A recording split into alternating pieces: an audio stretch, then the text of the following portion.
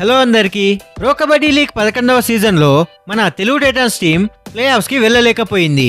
ఒకానొక సిచ్యువేషన్ లో పాయింట్స్ టేబుల్లో 2వ ప్లేస్ లో ఉన్న Telugu Titans team season end కల్లా కనీసం పాయింట్స్ టేబుల్లో టాప్ 6 లో కూడా నిలవలేకపోయింది. ఈజీగా ప్లే ఆఫ్స్ కి క్వాలిఫై అవుతారు అనుకున్న టీం విచిత్రంగా లీగ్ స్టేజ్ నుండే ఎగ్జిట్ అయిపోయారు. 11వ సీజన్ స్టార్టింగ్ నుండి చూసుకున్నట్లయితే హైదరాబాద్ అలాగే నోయిడా ప్లేస్లలో పుంజుకొని ఆడిన మన టీం పుణేకి వెళ్ళగానే మాత్రం చాలా దరిద్రంగా ఆడారు అని చెప్పాలి. అలాంటిది అసలు మన వాళ్ళకు ఏమైంది, క్వాలిఫై అవ్వకపోవడానికి కారణాలు ఏంటి, ఎవరు బాగా రాణించలేకపోయారు, ఎవరి వల్ల అసలు క్వాలిఫై అవ్వలేదో ఇప్పుడు ఈ వీడియోలో చాలా డీప్ గా అనాలిసిస్ చేసి తెలుసుకుందాం. సో ఫ్రెండ్స్, ఛానల్ కి ఎవరైనా కొత్తగా వచ్చిన వాళ్ళుంటే ఈ వీడియోని లైక్ చేసి ప్రో కబడ్డీ లీగ్ అప్డేట్స్ కోసం, తెలుగు టైటన్స్ వీడియోస్ కోసం మన ఛానల్ ను సబ్స్క్రైబ్ చేసుకోండి. అయితే సీజన్ స్టార్ట్ వచ్చేసి మన హైదరాబాద్ లోని గచ్చిబౌలి స్టేడియంలో అయింది. ఈ సీజన్ స్టార్టింగ్ మ్యాచ్ లో మనమైతే విన్ అయ్యాం. ఆ తర్వాత 3 మ్యాచ్లలో ఓడిపోయాం. ఆ తర్వాత మన తెలుగు టైటన్స్ టీం హైదరాబాద్, ఆ తర్వాత నోయిడా ప్లేస్లలో చాలా బాగా రాణించారు. కానీ పూణేలో టీం చాలా బ్యాక్ ఫుట్ లో పడి ప్లే ఆఫ్స్ కి రీచ్ అవ్వలేకపోయాం. ప్లే ఆఫ్స్ కి వెళ్ళకపోవడానికి మెయిన్ రీజన్ వచ్చేసి నాకు తెలిసినంత వరకు డిఫెన్స్ లోపం వల్లనే మనం ప్లే ఆఫ్స్ కి రీచ్ అవ్వలేదు. డిఫెన్స్ ఎంత దారుణంగా రాణించింది అంటే మెయిన్ గా పూణేలో జరిగిన మ్యాచ్లలో మన డిఫెన్స్ చాలా దరిద్రంగా, చాలా పేలవంగా రాణించారు. పూణేలో ఆడిన అన్ని మ్యాచ్లలో డిఫెన్స్ వైఫల్యం చాలా కనిపించింది. పూణేలో మన తెలుగు టైటన్స్ టీం దాదాపు 7 మ్యాచ్లు ఆడితే అందులో కేవలం 3 విజయాలు మాత్రమే సాధించాం.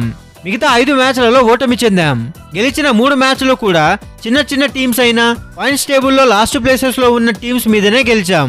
Haryana steelers, Dabang Delhi KC, Patna pirates లాంటి టీమ్స్ మీద చాలా ఘోరంగా, చాలా దారుణంగా ఓడిపోయాం. ఆ మ్యాచ్లలో డిఫెన్స్ చాలా దారుణంగా, పేలవంగా రాణించారు. వచ్చే 12వ సీజన్ లో డిఫెన్స్ ని మార్చకపోతే మాత్రం లీగ్ స్టేజ్ నుండే మళ్ళీ వైదొలగాల్సి రావచ్చు. అయితే 11వ సీజన్ కి సంబంధించి డిఫెన్స్ విభాగంలోని స్టాట్స్ ని ఇప్పుడు ఒకసారి పరిశీలిద్దాం. అందులో తెలుగు టైటన్స్ టీం ఈ సీజన్ లో మొత్తంగా 529 సార్లు టాకిల్ ఇనిషియేట్ చేస్తే దాంట్లో కేవలం 182 సక్సెస్ఫుల్ టాకిల్స్ అయ్యాయి. మిగిలిన 347 సార్లు అన్సక్సెస్ఫుల్ టాకిల్స్ చేశాం. దీన్ని బట్టి మనం క్లారిటీగా అర్థం చేసుకోవచ్చు డిఫెన్స్ లో మన టీం ఎంత బ్యాక్ ఫుట్ లో ఉంది అని. టాకిల్ సక్సెస్ పర్సంటేజ్ ఎంతో తెలుసా? కేవలం 34% మాత్రమే సక్సెస్ఫుల్ గా టాకిల్ చేశాం. మొత్తంగా డిఫెన్స్ లో ఈ సీజన్ లో 192 పాయింట్లు సాధించాం. ఈ గణాంకాలను చూస్తేనే మన డిఫెన్స్ గురించి మనం అర్థం చేసుకోవచ్చు చాలా వీక్ గా ఉన్నామని. సో గైస్, వచ్చే సీజన్ లో మన తెలుగు టైటన్స్ టీం యొక్క మేనేజ్మెంట్ డిఫెన్స్ లో బాగా కాన్సన్ట్రేట్ చేయాలి అని నా ఫీలింగ్. డిఫెన్స్ విభాగాన్ని బాగా స్ట్రాంగ్ గా బిల్డ్ చేసుకుంటే మన టీం కి వచ్చే సీజన్ లో తిరుగుండదు. వచ్చే సీజన్ లో అయినా బాగా రాణించాలని కోరుకుందాం. సో ఫ్రెండ్స్, ఇది మన తెలుగు టైటన్స్ టీం యొక్క డిఫెన్స్ విభాగం గురించి వీడియో. ఈ వీడియో మీకు ఎలా అనిపించిందో, అలాగే డిఫెన్స్ విభాగం గురించి మీరేమనుకుంటున్నారో కమెంట్ సెక్షన్ లో చెప్పండి.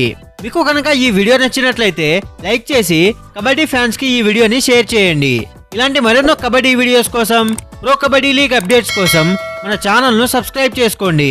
Thank you for watching.